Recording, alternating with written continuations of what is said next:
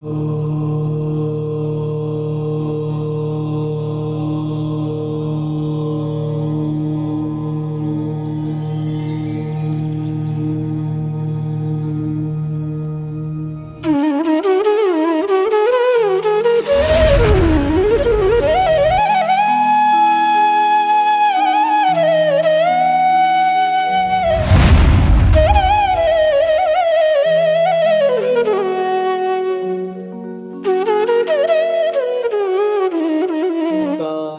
बिन्दुसंयुक्तं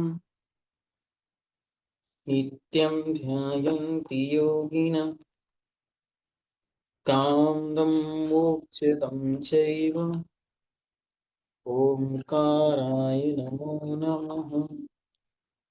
पंच परमेष्ठी भगवान की जय। गुरुवर विद्यासागर जी महाराज की जय। सभी को जय हिंद। चलिए, पेज नंबर 124, सूत्र नंबर 13, पैराग्राफ नंबर 285, 285। एक इंद्रियों के विषय में अधिक वक्तव्य नहीं, इसलिए आनुपूर्वी को छोड़कर पहले स्थावर के भेदों का ज्ञान कराने के लिए आगे का सूत्र कहते हैं। अब स्थावरों के विषय में बतलाते हैं। पृथिव्यपतेजो वायु वनस्पतियः स्थावरः। पृथ्वी का एक, जल का एक, अग्नि का एक, वायु का एक, वनस्पति का एक, ये 5 स्थावर हैं। पृथ्वी, काय आदि स्थावर नाम कर्म के भेद हैं।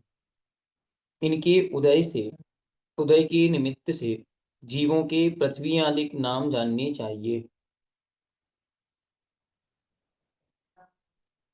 यद्यपि ये नाम प्रथनादिक धातुओं से बनी हैं, तो भी ये रौणिक हैं। रौणिक हैं, है ना। कुछ शब्द ऐसे होते हैं जो रूणी से इसी रूप में चले आ रहे हैं। प्रथन मतलब होता है घिसना, लेकिन ये इस रूप में नहीं है।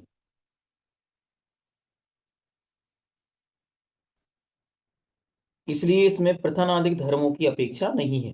शंका, आर्ष में ये पृथ्वी आदि अलग अलग 4 प्रकार के कहे हैं, सो ये 4 भेद किस प्रकार होते हैं?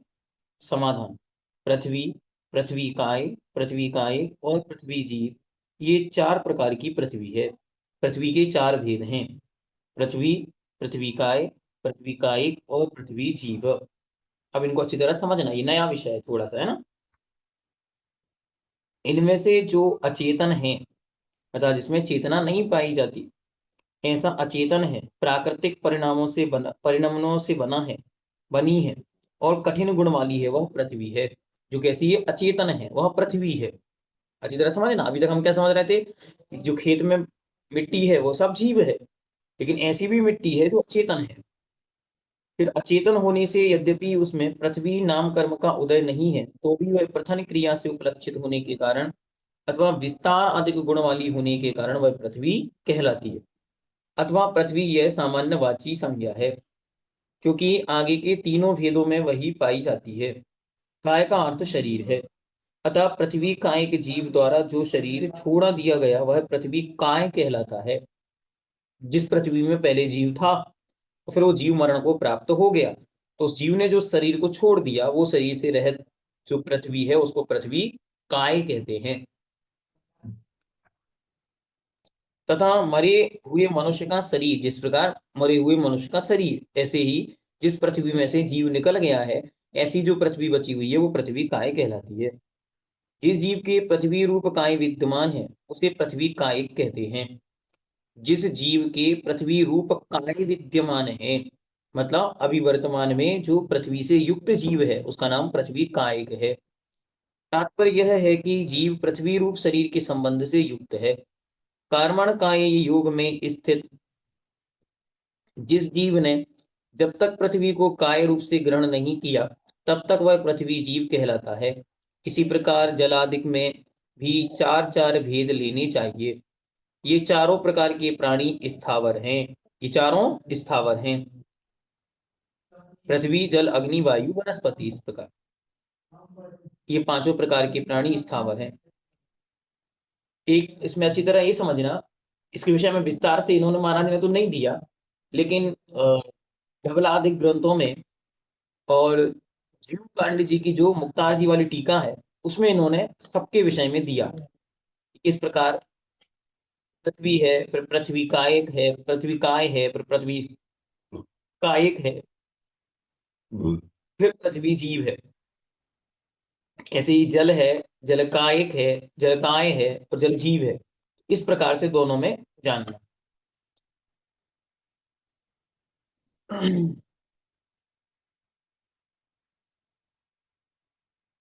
शंका, इनके कितनी प्राण होते हैं? समाधान, इनके चार प्राण होते हैं। प्राण के विषय में अच्छी तरह हमने खूब विस्तार से द्रव संग्रह के अंदर पढ़ा है। तो सामान्य से स्पर्शन इंद्रिय, एक इंद्रिय पांचों में से। फिर काय बल प्राण, इनकी मन और वचन नहीं होता। उच्छ्वास मतलब स्वाक्षुक श्वास और आयु, इस प्रकार इनकी मात्र चार ही प्राण होते हैं। तो एक इंद्रिय के चार प्राण होते। अब त्रस कौन है, इस बात का ज्ञान कराने के लिए आगे का सूत्र कहते हैं। दुई इंद्रिया दयस्त्रशः, दुई इंद्रिया दयस्त्रशः, दो इंद्रिय आदि आदयः, अर्थात दो इंद्रिय आदि त्रस हैं। तो दो इंद्रिय, तीन इंद्रिय, चार इंद्रिय और पंच इंद्रिय जीव त्रस जीव कहलाते हैं। जिन जीवों की दो इंद्रियां होती हैं उन्हें दो इंद्रिय कहते हैं, तथा जिनकी प्रारंभ में दो इंद्रियां हैं वे दो इंद्रिय कहलाते हैं। जिनकी प्रारंभ में दो इंद्रियां हैं वो दो इंद्रिया अधिक। तो तीन इंद्रिय, चार इंद्रिय, पंच इंद्रिय, इस प्रकार से ग्रहण करना। यहाँ आदि शब्द व्यवस्थावाची है। शंका, ये कहाँ व्यवस्थित होकर बतलाए गए हैं? समाधान, आगम में। किस प्रकार से इनकी व्यवस्था है? तो कहते हैं आदि शब्द आगम के अनुसार व्यवस्थित हैं, वरना आप अपने मन से व्यवस्थित नहीं कर लेना, इसलिए उन्होंने ऐसा कह दिया। किस क्रम से? समाधान, दो इंद्रिय, तीन इंद्रिय, चार इंद्रिय, पंच इंद्रिय, इस क्रम से व्यवस्थित हैं। यहाँ तदगुण संविज्ञान बहुव्रीहि समास का ग्रहण किया है, अतः द्विइंद्रिय का भी द्विइंद्रिय का भी अंतर्भाव हो जाता है। तदगुण संविज्ञान मतलब जिसके विषय में कह दिया उसको भी ग्रहण करना, है ना। द्विइंद्रिय आदि कह देने से तीन इंद्रिय, चार इंद्रिय, पांच इंद्रिय ग्रहण कर लिया, ऐसा नहीं, दो इंद्रिय भी अपने आप में ग्रहण हो जाता है। शंका, इन दो इंद्रियादिक जीवों के कितने प्राण होते हैं? तो पूर्वोक्त चार प्राणों में रचना और वचन, इन दो प्राणों के मिला देने पर दो इंद्रिय के छह प्राण होते हैं। इसमें घ्राण इंद्रिय मिला देने पर तीन इंद्रिय के सात प्राण होते हैं। चक्षु प्राण मिला देने पर चौ इंद्रिय के आठ प्राण होते हैं, और इनमें श्रोत प्राण की मिला देने पर त्रियंच असंगी के नौ प्राण होते हैं। इनमें मनोबल की मिला देने पर संगी जीवों के 10 प्राण होते हैं। इस प्रकार उनके 10 प्राणों तक का वर्णन क्रमशः इस रूप में होता चला जाता है।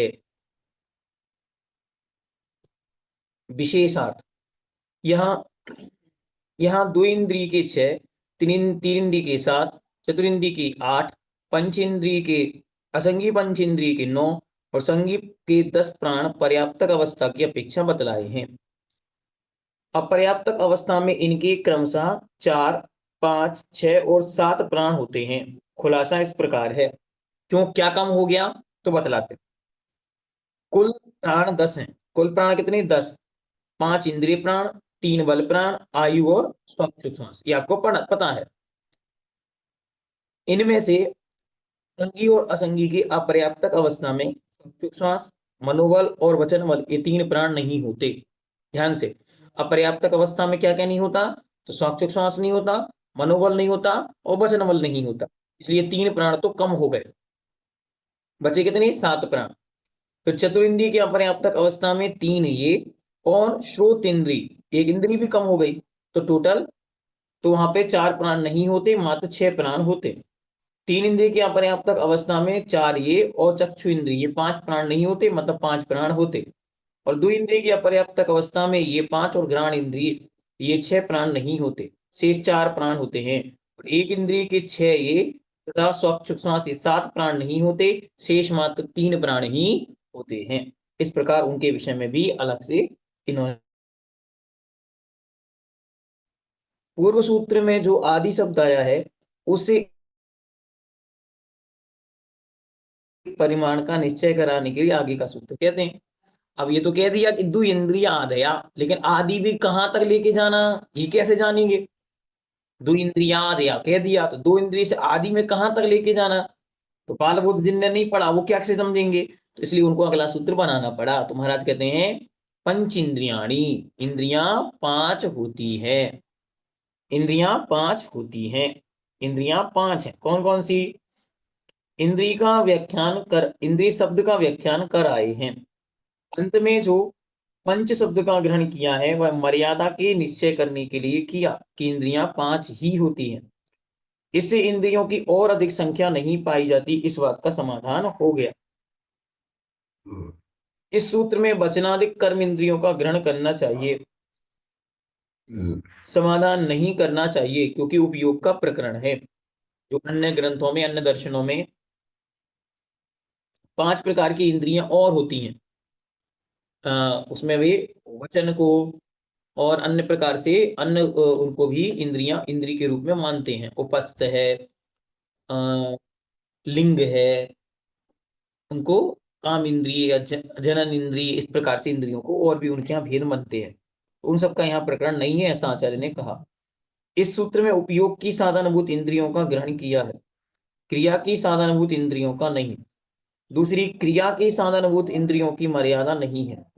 सांगोपांग नाम कर्म के उदय से जितनी भी अंगोपांग की रचना होती है वे सब क्रियाओं के साधन है। इसलिए कर्म इंद्रियां पांच ही हैं, ऐसा कोई नियम नहीं है, नहीं किया जा सकता। तो काम इंद्रियां हैं ये बहुत सारी हो सकती हैं, इसलिए उनके विषय में यहाँ चर्चा नहीं है। अब उन पांचों इंद्रियों के अंतर्भेद दिखलाने के लिए अगले विषय कहते हैं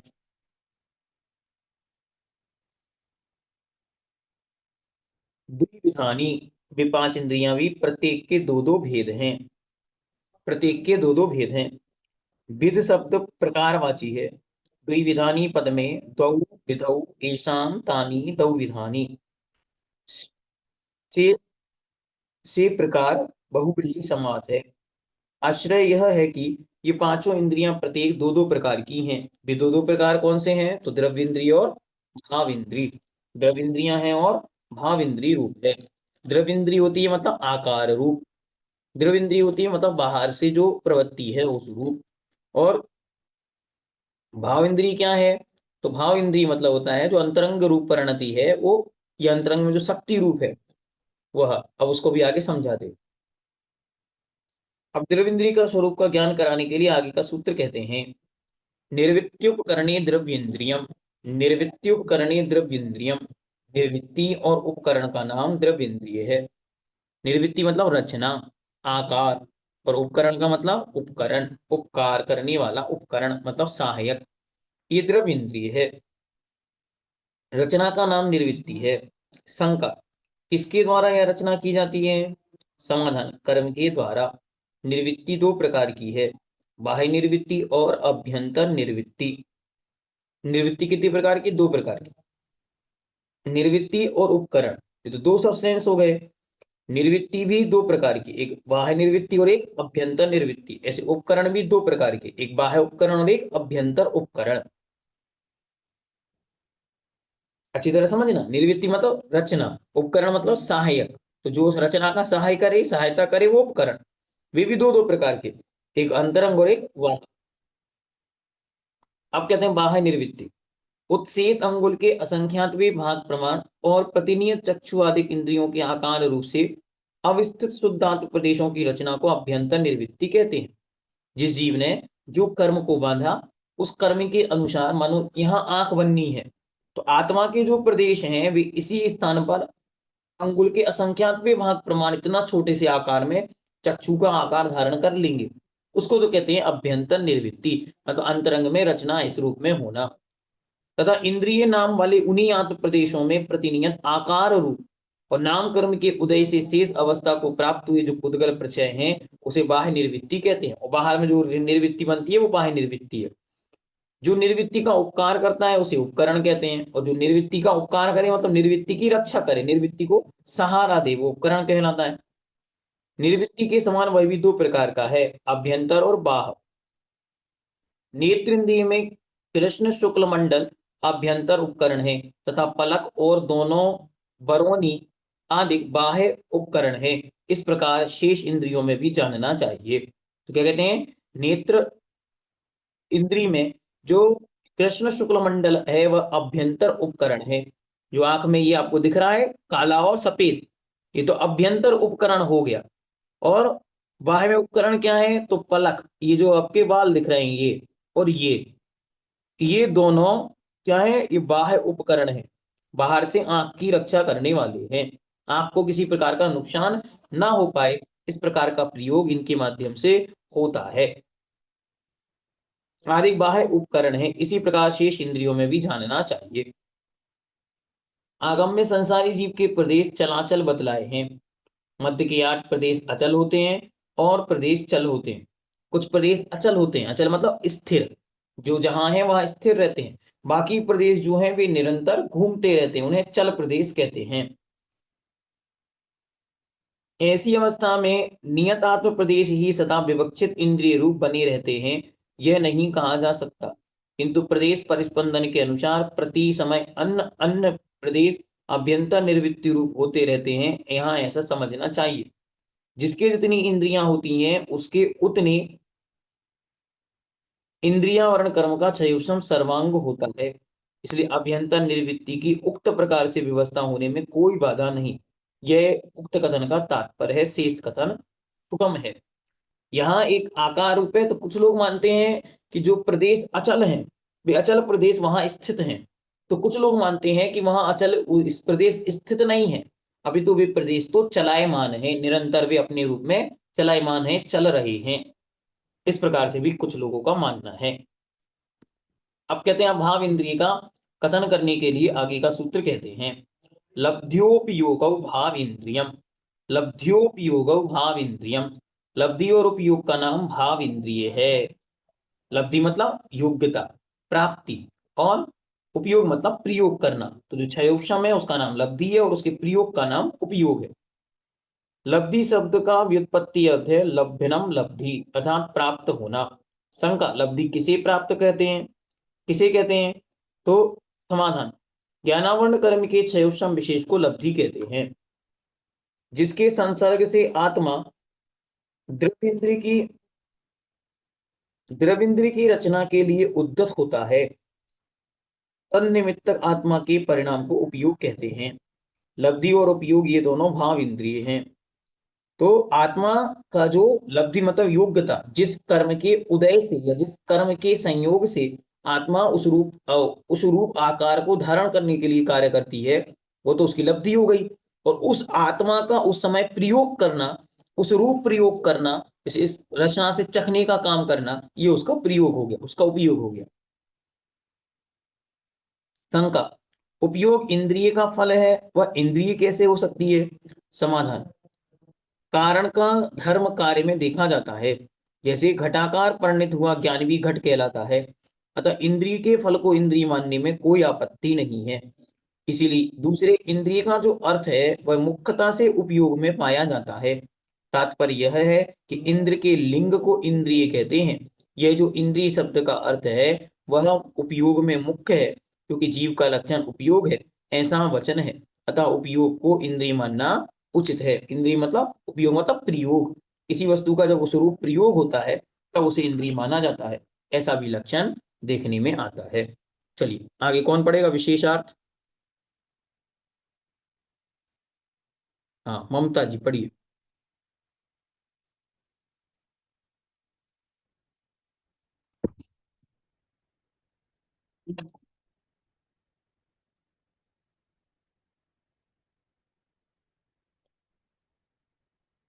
हेलो ममता जी विशेषार्थ पढ़िए। चलिए अनु जैन नाम से अनु जी पढ़िए।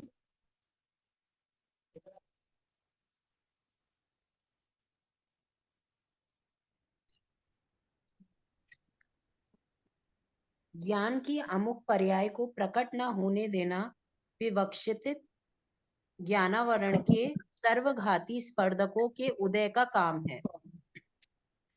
किंतु जिस जीव के विवक्षित ज्ञानावरण का क्षयोपम होता है, उसके उस ज्ञानावरण के सर्वघाती स्पर्धकों का उदय न होने से विवक्षित ज्ञान के प्रकाश में आने की योग्यता होती है और इसी योग्यता का नाम लब्धि है। ऐसी योग्यता एक साथ सभी क्षयोपशमिक ज्ञानों की हो सकती है, किंतु उपयोग में एक काल में एक ही ज्ञान आता है। इसका अभिप्राय यह है कि क्षयोपशमिक ज्ञान की जानने की सन्मुख हुई पर्याय का नाम लब्धि न होकर क्षयोपशम विशेष का नाम लब्धि है, क्षयोपशम विशेष का नाम लब्धि है और उपयोग ज्ञान की उपयुक्त पर्याय का नाम है। यही कारण है कि लब्धि एक साथ अनेक ज्ञानों की हो सकती है, पर उपयोग एक काल में एक ही ज्ञान का होता है। पहले प्रथम अध्याय सूत्र नंबर 14 में यह कह आए हैं कि मति ज्ञान इंद्रिय और मन के निमित्त से होता है। इससे ज्ञात होता है कि उपयोग स्वरूप ज्ञान की इंद्रिय संज्ञा न होकर जो उपयोग रूप मति ज्ञान और श्रुत ज्ञान के होने में साधकतम करण है, उसी की इंद्रिय संज्ञा है। इसीलिए यहाँ निर्वृत्ति उपकरण और लब्धि को इंद्रिय कहना तो ठीक है, किंतु यह उपयोग रूप मति ज्ञान और श्रुत ज्ञान के होने में साधकतम करण है, पर स्वयं उपयोग को इंद्रिय कहना ठीक नहीं है, क्योंकि यह इंद्रिय व्यापार का फल है। यह एक शंका है जिसका समाधान पूज्यपाद स्वामी ने दो प्रकार से किया है। प्रथम तो यह बतलाया है कि कारण के धर्म इंद्रियत्व का कार्य में उपचार करके उपयोग को भी इंद्रिय कहा है, अर्थात उपयोग स्वयं इंद्रिय नहीं है, किंतु इंद्रिय के निमित्त से वह होता है, इसीलिए यहाँ उपचार से इसे इंद्रिय कहा है। यह प्रथम समाधान है। दूसरा समाधान करते हुए उन्होंने जो कुछ लिखा है उसका भाव यह है कि जिससे इंद्र अर्थात आत्मा की पहचान हो वह इंद्रिय कहलाती है, और ऐसी पहचान कराने वाली वस्तु निज अर्थ होनी चाहिए। यदि इस दृष्टि से देखा जाए तो इंद्रिय सुख का मुख्य वाच्य उपयोग ही ठहरता है, क्योंकि वह आत्मा का निज अर्थ है। यही कारण है कि यहाँ उपयोग को भी इंद्रिय कहा है। तात्पर्य यह है कि निमित्त की अपेक्षा विचार करने पर निर्वृत्ति उपकरण और लब्धि की इंद्रिय संज्ञा प्राप्त होती है, और और स्वार्थ की अपेक्षा विचार करने पर उपयोग को इंद्रिय संज्ञा प्राप्त होती है। पहले प्रथम अध्याय में केवल निमित्त की अपेक्षा इंद्रिय शब्द का व्यवहार किया गया था, और यहाँ निमित्त और मुख्यार्थ दोनों को ध्यान में रखकर इंद्रिय के भेद दिखलाए गए हैं, इसीलिए कोई विरोध नहीं है।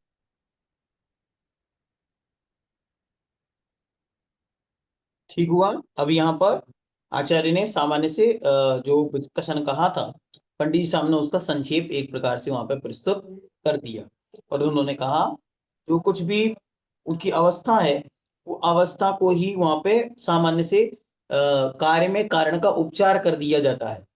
जैसे घटाकार रूप हुआ ज्ञान भी घट कहलाता है, तो ऐसे ही जो इंद्रियां उपयोग रूप होती हैं, मतलब प्रयोग में जो आ रही हैं, उनको उसी रूप में कहा जाता है या कहने में आता है। ऐसा इन्होंने समझाने का प्रयास किया। ठीक है, आज के लिए इतना पर्याप्त। जिनवाणी के ज्ञान थे सूझे लोकालो, पानी मस्तक नमो शर्मदेतु तो सभी को जय जिनेन्द्र। आज दोपहर में बहुत विशेष सत्र हुआ था, जिन लोगों ने भी उसमें अटेंड नहीं कर पाए हैं तो उसकी रिकॉर्डिंग 1-2 दिन में आपको उपलब्ध